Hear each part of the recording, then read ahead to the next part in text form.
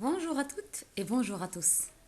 Bienvenue avec moi dans une nouvelle vidéo relative à la présentation du module Marketing stratégique destiné aux stagiaires de la deuxième année Gestion des entreprises de l'OFPT. Dans cette présentation, nous allons se focaliser sur les grands choix stratégiques. Mais avant de commencer, venons ensemble à rappeler la définition de la stratégie. Dans les vidéos précédentes, nous avons dit que la stratégie, c'est la manière de diriger, d'élaborer et de coordonner des plans d'action afin d'aboutir à un objectif déterminé ou fixé auparavant, programmé sur le court ou le long terme. C'était ça la définition de la stratégie. Et relativement aux choix stratégiques de l'entreprise, ils peuvent se situer à deux niveaux. Le premier niveau, c'est les stratégies générales ou corporate strategy. Au deuxième niveau, stratégie de domaine ou business strategy. Concernant les stratégies générales, il s'agit de définir les voies de développement futur de l'entreprise. Et concernant les stratégies de domaine, il s'agit bien évidemment de définir les manœuvres stratégiques nécessaires pour la lutte concurrentielle pour chaque domaine d'activité stratégique, et ce, selon Michael Porter, dans les stratégies de base ou stratégies génériques. On distingue les stratégies suivantes. La stratégie de spécialisation, la stratégie de diversification, la stratégie d'apparition, la stratégie d'intégration, la stratégie d'internationalisation et la stratégie de croissance. Dans la présentation d'aujourd'hui, on va mettre l'accent sur la première stratégie qui est la stratégie de la spécialisation. Et nous allons commencer par sa définition. C'est quoi la stratégie de spécialisation? Alors, elle consiste à maintenir l'entreprise dans un seul domaine ou secteur d'activité pour y développer et exploiter des compétences spécifiques, sans pour autant chercher à y adjoindre de nouvelles activités. En ce qui concerne les politiques de pénétration du marché, l'entreprise se concentre sur son segment produit-marché. Relativement aux politiques de développement du marché, un même produit mais étendu à de nouveaux marchés. On parle ici de nouveaux clients. Et pour la politique de développement du produit, sur le marché d'origine, l'entreprise offre de nouveaux produits complémentaires. Donc, la stratégie de spécialisation, on peut dire qu'elle consiste à concentrer tous les efforts de l'entreprise et ses ressources dans un seul métier, et ceci dans le but de dégager ce qu'on appelle l'avantage concurrentiel ou compétitif. Passons maintenant aux avantages et inconvénients de cette stratégie de spécialisation. En ce qui concerne les avantages, la stratégie de spécialisation permet à l'entreprise une maîtrise de métier.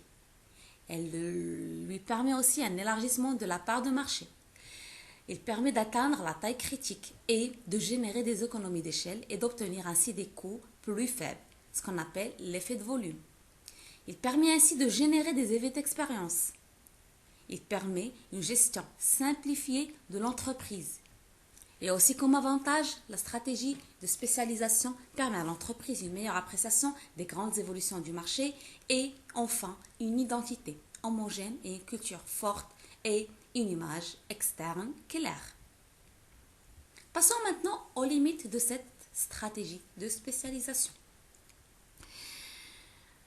Parmi les inconvénients de la stratégie de spécialisation, on trouve la dépendance par rapport à un seul domaine d'activité stratégique vis-à-vis d'un seul produit ou un marché et où une clientèle peut diversifier les difficultés de reconversion en cas de changement défavorable de l'environnement.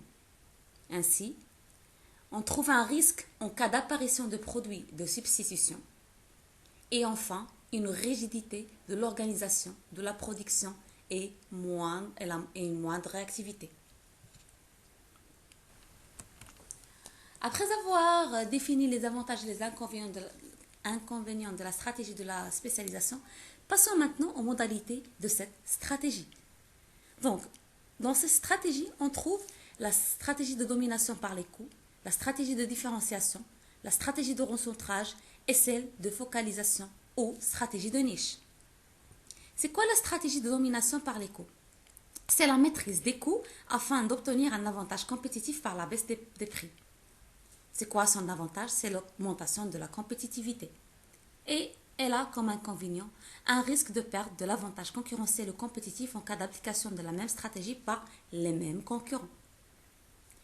Quant aux stratégies de la différenciation, c'est apporter aux produits des caractéristiques spécifiques pour s'échapper de la concurrence en matière de design, fonctionnalité, technique ou même la marque de produit. Elle a comme avantage de jouir d'une forme de monopole et des marges bénéficiaires très importantes. Donc, elle dégage des marges bénéficiaires très importantes. Par rapport aux risques, aux inconvénients, on trouve un risque d'imitation par les autres concurrents. Cette stratégie peut être, les produits de l'entreprise peuvent être imités facilement par les autres concurrents. Relativement à la stratégie de recentrage, elle consiste après opération de diversification de revenir sur le métier de base où l'entreprise dispose des avantages compétitifs ou concurrentiels. Elle a comme avantage l'amélioration de la rentabilité de l'entreprise grâce aux avantages compétitifs de son métier de base.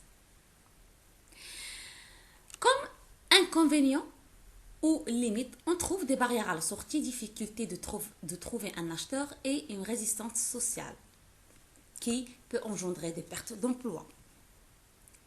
Et enfin, nous avons la stratégie de focalisation, aussi appelée stratégie de niche. C'est quoi la stratégie de niche? C'est une stratégie qui consiste à se concentrer soit sur une partie de la gamme de produits ou un segment de clientèle ou carrément sur une zone géographique bien déterminée. C'est quoi les avantages de cette stratégie de focalisation? Donc, on trouve la concentration des moyens sur un segment du marché donne plus de domination sur le marché.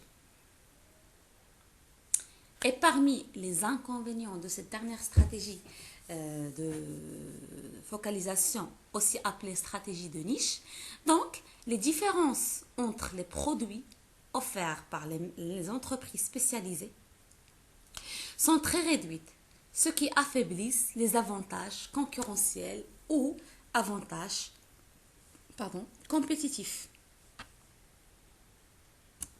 Alors, à titre de rappel, si vous vous rappelez dans les vidéos précédentes, nous avons dit que l'avantage compétitif ou concurrentiel, c'est tout ce qui permet à une entreprise de dépasser ses concurrents. Et pour garder cet avantage concurrentiel, les entreprises doivent avoir un ensemble d'éléments qui lui permettent de se distinguer à la concurrence, à savoir une qualité incomparable, une méthode de vente qui est novatrice, avoir un brevet donnant à l'entreprise l'exclusivité sur l'utilisation des techniques particulières, etc. Donc, pour conserver cet avantage concurrentiel, Michael Porter a proposé ces stratégies de spécialisation, à savoir la stratégie de domination par les coûts, la stratégie de différenciation et la stratégie de concentration ou de focalisation. Voilà, la vidéo d'aujourd'hui touche à sa fin. Je vous donne rendez-vous dans une prochaine vidéo où on va continuer la présentation des grands choix stratégiques, à savoir la deuxième stratégie, c'est la stratégie de diversification.